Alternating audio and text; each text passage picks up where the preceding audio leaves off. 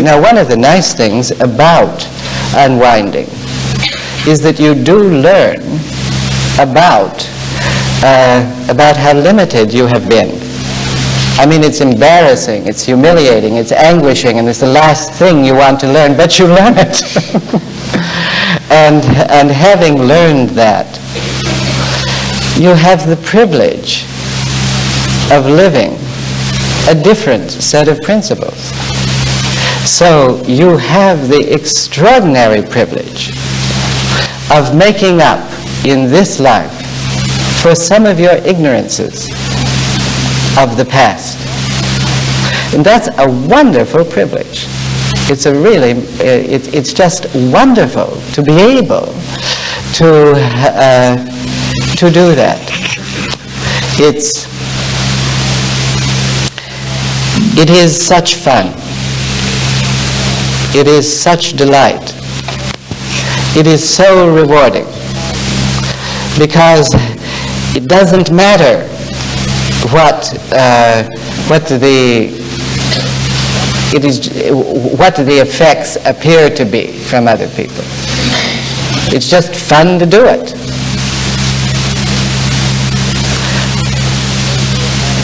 So you are given the privilege of a certain kind of new fun that is in itself tremendously rewarding. Well, that's a lot of talk about winding and unwinding.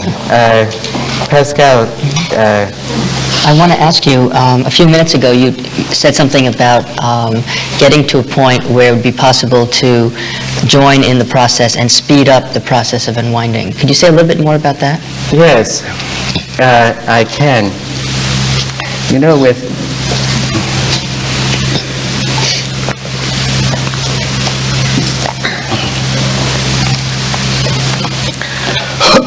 I am embarrassed to say that I need a cigarette in order to speak.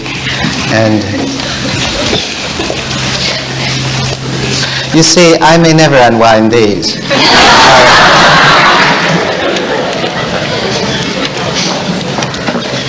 The last thing that will be holding me in creation will be a cigarette.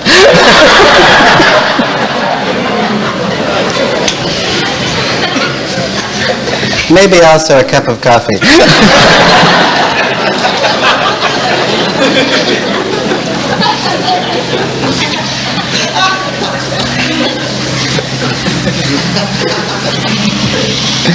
Someone asked on one of these questions, would I speak of the spiritual implications of tobacco, sugar, and coffee? If they'd just thrown in butter, they would have lumped the cluster of my weaknesses.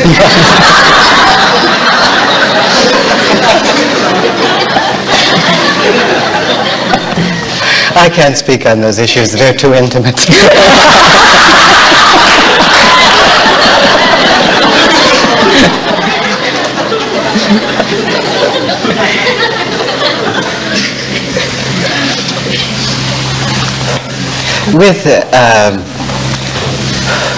With the unwinding process, you see, when you unwind, unwinding simply means in this life that you have processed the energy and the forms of that energy that you have brought with you into this life. And you have processed it, kind of burned it out, used it up. And then when you have done that, those layers gradually that coded that knowledge and that energy are released. When they are released, they restructure your mind and they restructure consciousness. And when they are released, something else happens, and that is that they release the mechanisms that held your certain previous lives in which you had done the same thing. You had learned, and you had refined, and you had purified, and you had spiritualized your learning. Then many of those layers of previous refinement then are released. And they are released with the layer from this life. And the mind is restructured. It is the restructuring of that mind and the calling on the knowing from past lives, the intuitive knowing, the past knowing, the radiant knowing one has had in the past and earned in the past, is now becomes available, and the mind changes its shape. When that happens, and as that process happens,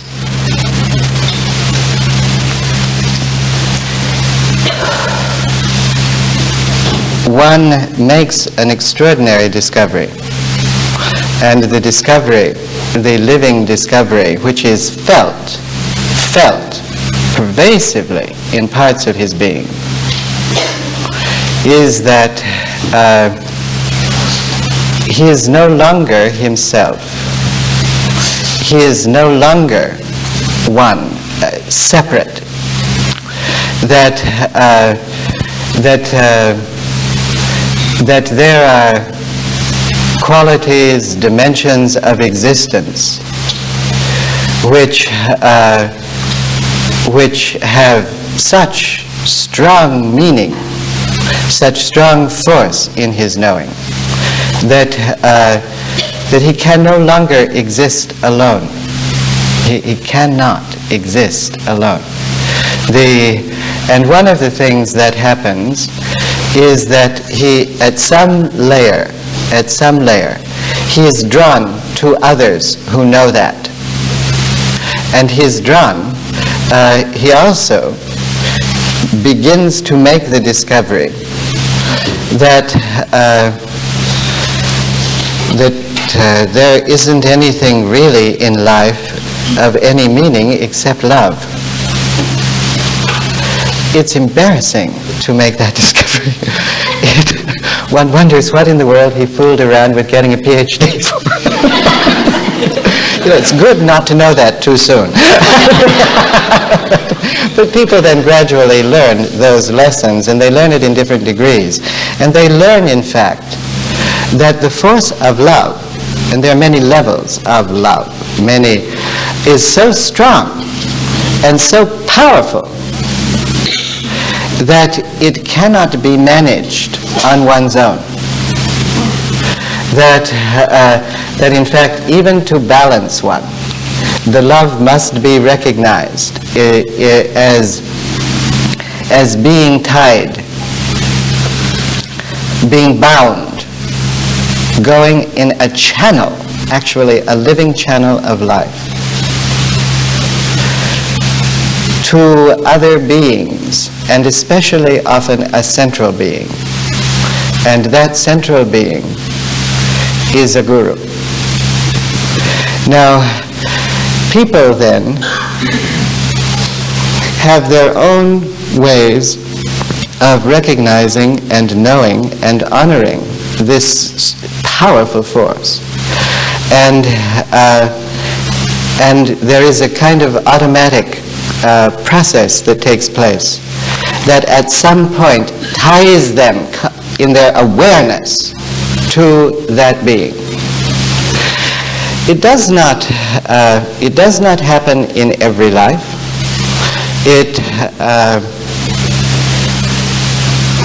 Which gets us to another set of questions that were asked. But in point of fact, there are lives in which the power of love is so strong in one's being that when it is released, it absolutely demands a special atmosphere. And it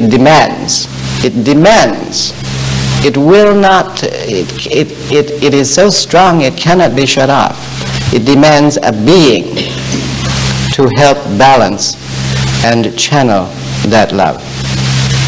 It is so powerful. There is a danger in the unwinding process. Some people that I have worked with have been so overcome with these forces of love that rip through the fabric of their life with such force that they are quite crushing. And people have said to me, is there any way at all that we could divert God's attention from me for a while? I don't think I can survive this crushing force. And That sounds funny. Is there any way that, is there please any way that God could love me less and that I could love him less because I can barely walk? I can't keep my mind straight. My body won't work.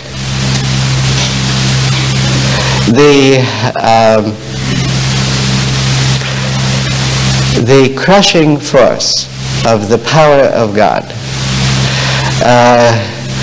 when it rips through awareness in that way, demands for survival itself.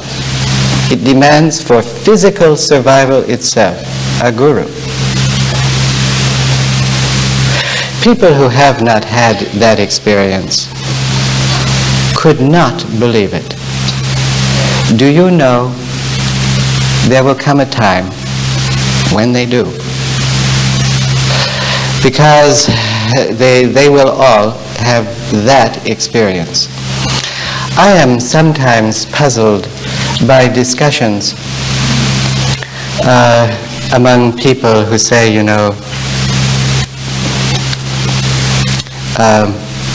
a guru's job is to do this and this and this and this and this, and my relationship to the guru is this and this and this and this and this, and the guru's relationship to God is thus, and so on. One reads arguments and hears discussions about guruship, and a good guru and a limited guru and a guru at this level, and blah, blah, blah.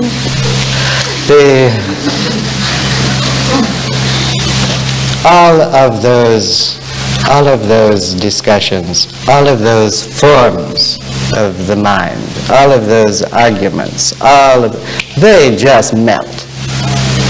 There comes a time when they melt so fully that the tie is recognized as being unutterable, so deep, so strong. No words will frame it. And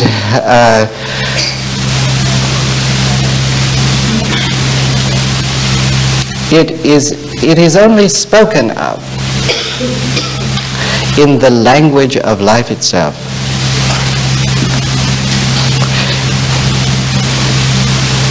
There is a lot of talk,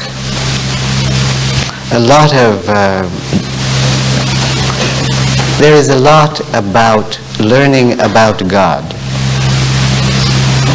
that is spoken without words. It is spoken, it is communicated in living action. There are no words that match it. There is only a life informed by it. The words and formulations help at certain places to get the cognitive facilities, dazed and changing and waving in the breeze, propped up, so that they will take the right winds of divine force that will keep them on their journey. But the person who props those up, the person who helps with the strength of the wind and the strength of the sail and getting it correct and ensuring that this process does not result in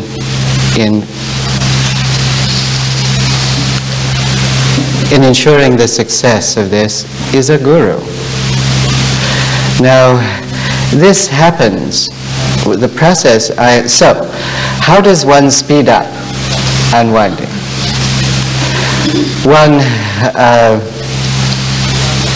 One speeds it up by the privilege of recognizing a being who can aid in it. And that recognition is a recognition so deep, so full, that it's even hard to speak of it.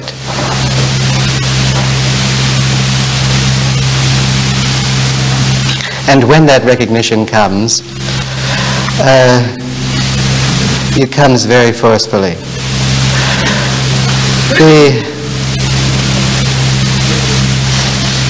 And the only way that one can speed up the process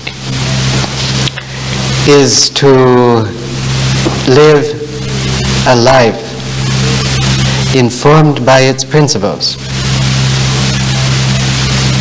That's how. It's very simple.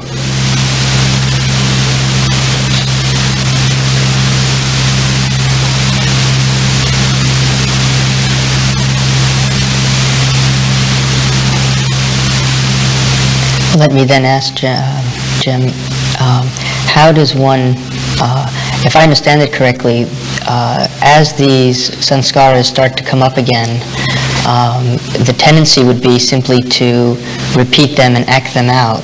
Is that right? Yes. How does one avoid doing that and instead unwind rather than simply rewind or reinforce? One does it partly with his heart.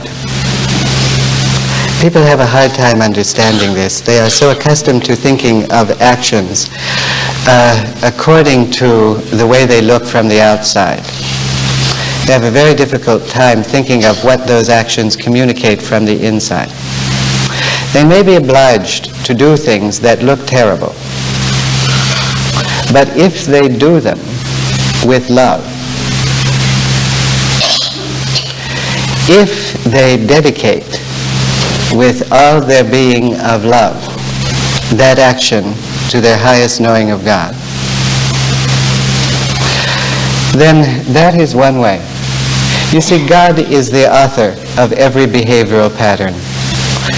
God is the creator of every dilemma you face. God is the designer of every sin and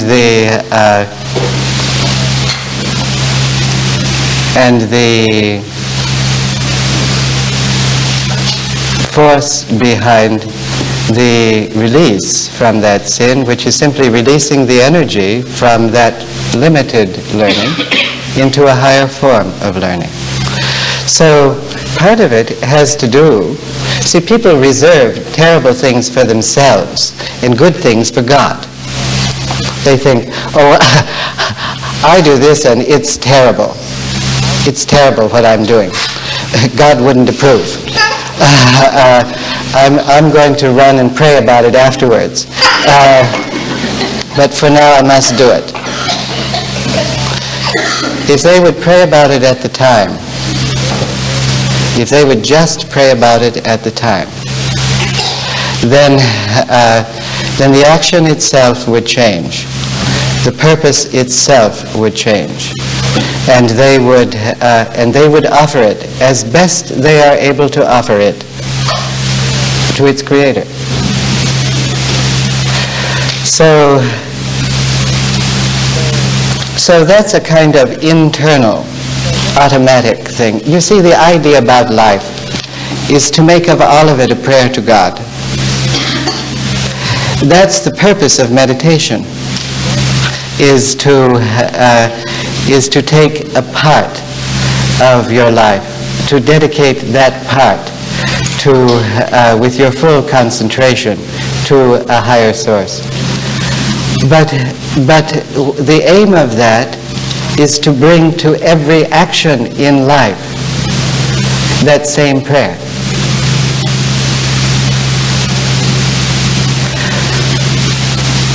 And there comes a time when prayer controls you, and you no longer control prayer. And your life becomes simply, unostentatiously, a prayer.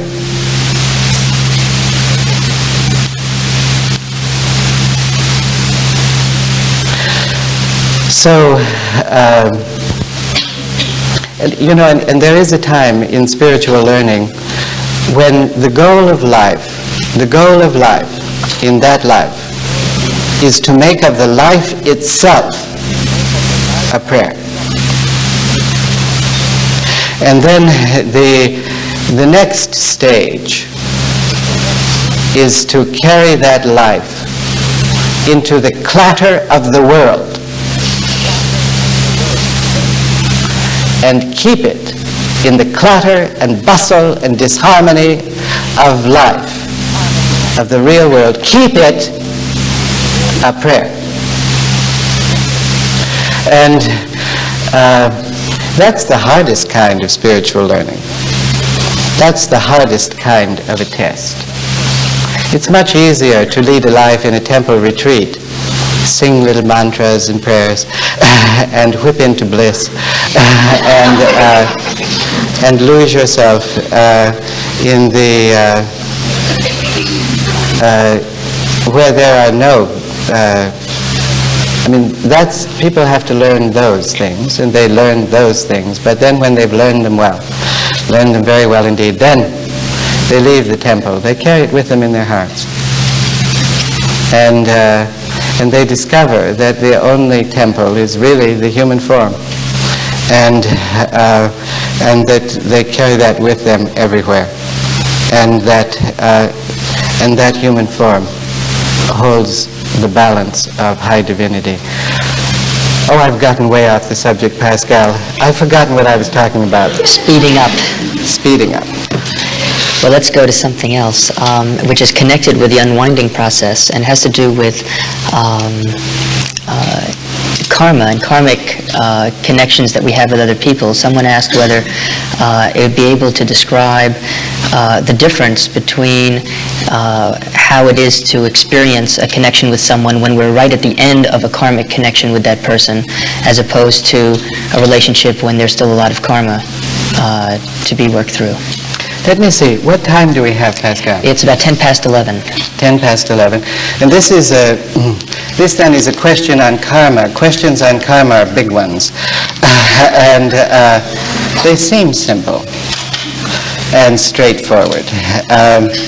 I wonder if before we pick up this question, Pascal, there might be questions about what I have said in these discussions on winding and unwinding and changes in the structure of consciousness that people might like to inquire about before we pick up some of this. Yes? How can you tell the difference between the unwinding and normal neurotic disturbances? I'd like to repeat the question for those of you who did not hear. The question was, how can one tell the difference between the kinds of turmoil that one goes through in the unwinding process, and on the one hand, and on the other hand, the kinds of turmoil that one goes through in normal neurotic disturbances? Normal neurotic disturbances.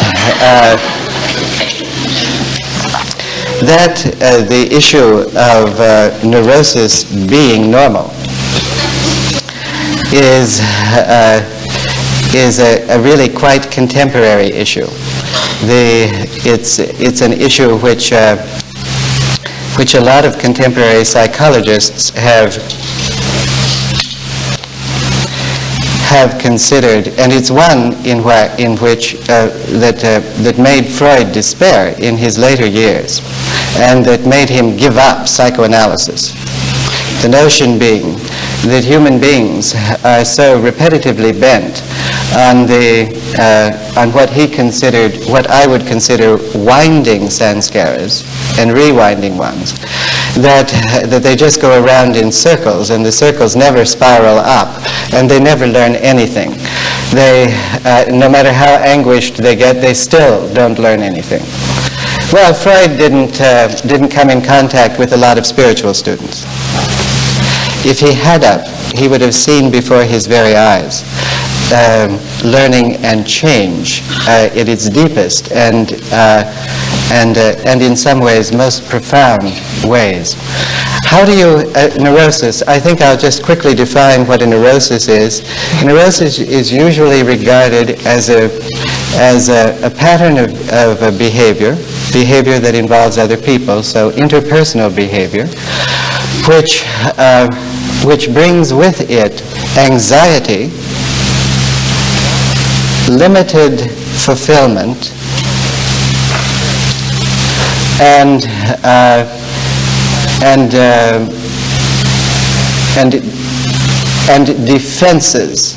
defenses as a barricade against one's own knowing, as a barricade against one's own knowing.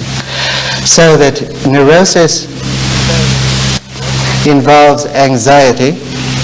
Okay, and I'd like to just stop here and say that one of the roles that every spiritual student faces is dealing with anxiety.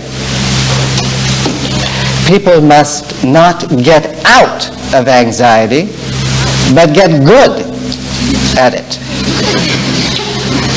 People, there is no way of learning. There is absolutely no way of learning spiritually unless you get better at holding and dealing with anxiety.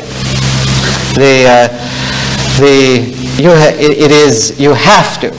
You absolutely have to. You are obliged to. And the reason, I'll tell you why, but structurally in a few minutes, but people must not only deal with anxiety and tolerate it in others, they must get terribly good, cosmically good, divinely adequate at standing it. Because what it is the conscious correlate. Anxiety is the conscious correlate of deep, deep feelings that one cannot fully identify. And one must get very good at recognizing, dealing with, and living with those feelings. Sometimes I despair about people ever learning anything because their ability to take anxiety is almost nil. The little bit of anxiety and they're ready to climb the walls or jump out of their skin. It really, if there's anything spiritual people have to learn, it is to deal with the conscious recognition of deep, pressing, moving feelings that cannot be fully identified and immediately handled. They have to live with those. Now,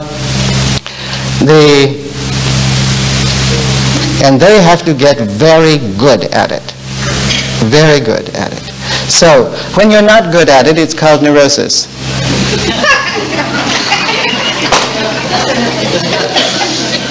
When you're not good at it, you complain about it. You go to others to seek an answer to how to handle it. You explore what it could be, and you find a temporary answer. Your answer to the recognition of a deep reservoir of moving feeling within you. That answer, if it's correct, is wrong. So approaches to the resolution of neurosis is always not to solve the neurosis. There isn't a single person, I've never even met the experts who write books about how to handle neurosis and how we work through the goal of this therapy and so forth and so on and so on. It is never among those people. Among those people who have worked their entire lives in getting other people through neurosis and getting themselves through neurosis, they have to do that. You have to do that work and try. Maybe this, maybe that, maybe the other. But eventually, what you get is simply good at handling,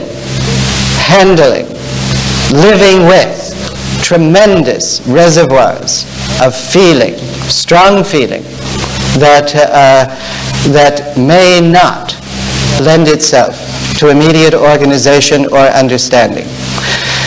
Karen Horney wrote a book, The Neurotic Personality of Our Time, in which she blamed the time. Larry Kuby wrote a book called The Creative Process and Neurosis and the Creative Process in Western Civilization, in which he saw as the basis of all creativity and thought that it was lamentable and horrible that these unresolved neurotic conflicts, there is an endless array of tomes on neurosis. They always promise getting out of it. They always promise finding the solution. But I will tell you there is no solution. And I'll tell you why.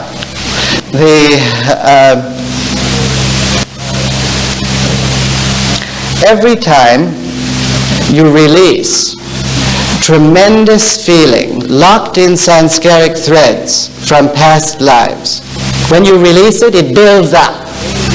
You know, it builds up in certain parts related to your body. And as it is released, forming a reservoir of raw energy, in your being, it comes close to awareness.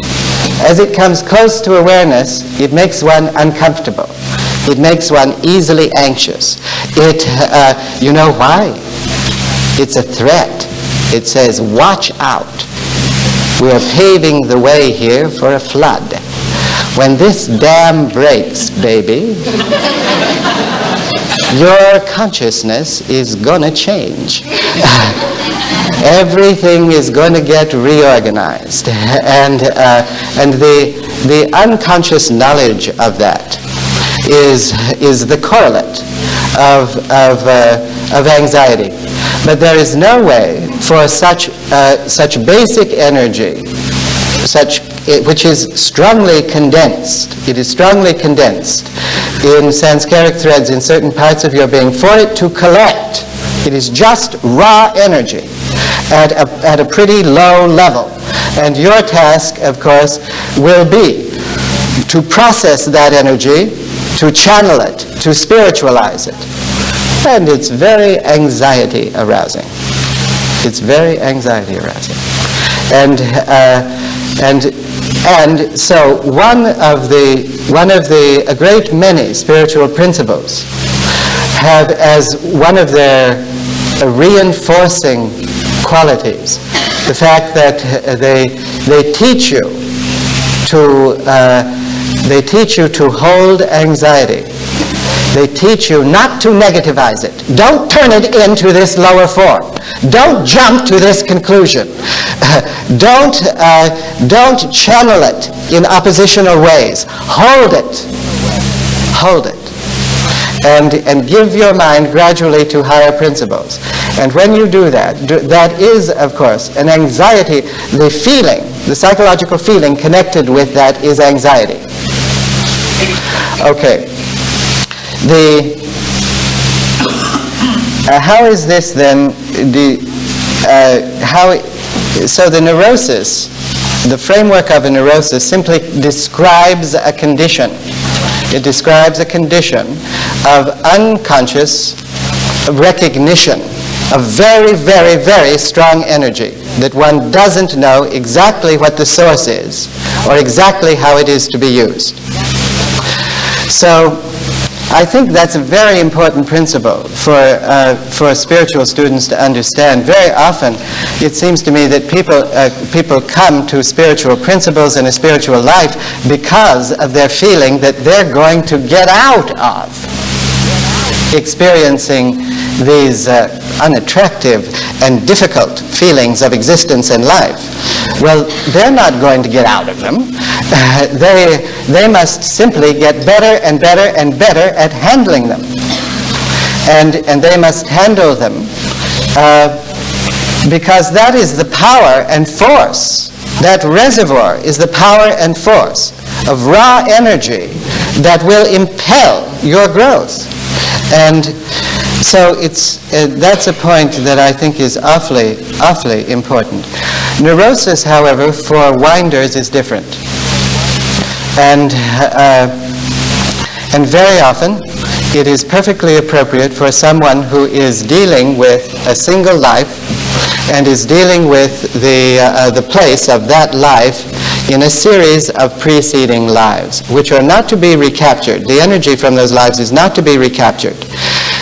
They are in this life to carry it a step further, to take a certain form of this life.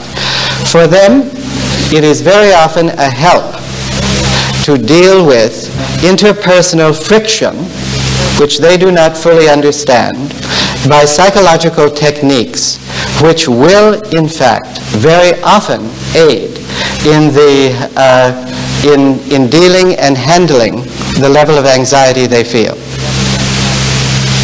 But as a spiritual aspirant, you will never be released from waves of feeling tremendous anxiety or the recognition of a tremendous force, a reservoir of raw energy growing within you. Is that clear? Did you say never? Never? No, one should never say never. Of course, not never. There are, of course, phases in the realignment of those reservoirs of energy, of harmonic beauty, where there is no conscious anxiety. But always there is a return. Always there is, once you have used one set of energy for the next to be released, you go back. Yes. Yes. How does worry differ or relate to this anxiety experience? The question was, how does worry either relate to or differ from the anxiety that we've been speaking of? Worry is an obsession. Worry is a way of handling, of giving the anxiety, of giving this raw energy a framework. It's giving it a framework. It's giving it a framework in real life, so that it's an obsession. People give it a worry about things they're afraid of. People always worry about what they fear. And when they give and when they use that raw pool of energy, anxiety, and take it into that form, they give life to their fears. They channel the energy, but they give structured life to their fears. And when they give structured life to their fears, then it is much more difficult to use the energy, to use that energy. So all spiritual teachers always admonish, they always have admonished people, try hard, do your very best, stay involved in action and in trying to solve problems the best way you can. Try very hard to do that. But then, let go. Don't worry. Because if you put the energy into the best action you have, you will loosen all the tissue of consciousness. If you freeze it in worry, you will hold it and barricade it, and then that will have to be exploded. So it's an inappropriate use of that raw energy. The spiritual principle stems from the recognition of the fact that I just gave you, that anxiety for spiritual purposes is necessary. People have to be able to live with it, and it is a recognition of the raw energy of life which will modify their consciousness.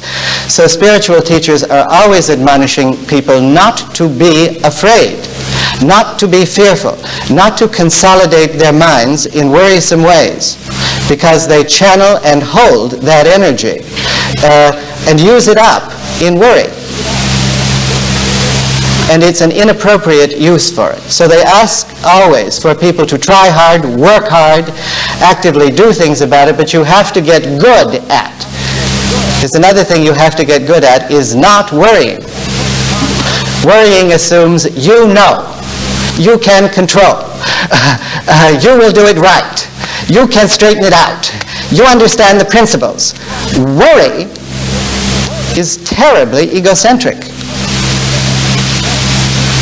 And it consolidates the ego. So people are asked to be responsible, to work hard, to honor their highest principles, to do their best, but not to worry, because they're asked then to give up your limited understanding and the consolidation of energy in that limited understanding.